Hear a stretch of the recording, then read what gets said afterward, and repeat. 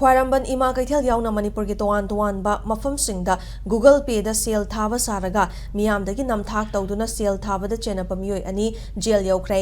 Jail यौख्रबा मियोय अनि अदुदी Imphal east की खाबई सोयमयाय लेखाइदगी मोहम्मद सौएब अली चही कुन अपोकपा लेखिद्रबा मोहम्मद रियाकत अली अमदी खोमिदोक हैकुरु मखोंगदगी मोहम्मद जुबीर खान चही कुन तरेट अपोकपा मोहम्मद अब्दुल कलामनी मखोय अनि था असिगी तरामंगादा साइबर क्राइम पुलिस न फारगा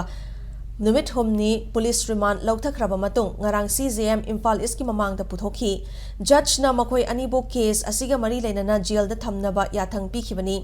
पनबयावदी जेल यौख्रबा मियोय अनि असना हंदकता ख्वाइरंबन इमा कैथेलदा पोट योनबी अहल अमदगी लिसिंग तरा हेनबगी पोट लौरगा जीपे दा सेल कापख्रे हाइदुना असाबा मेसेज अमा थाजलमलगा चटखी मसीगी मथक्ता वांगू खुरखुल यावना अतै मफम सिंगदा लैबा दुकान सिंगदा चंगलगा पोट लैबदा सेल याउद्रे हाइदुना जीपे दा सेल कापखिबगी असाबा मेसेज उतलगा नमथाक तौबगी थौदोक सिंगदा चेनबनी हाइना पुलिस न फोंदोखिबसु लैख्रबनी।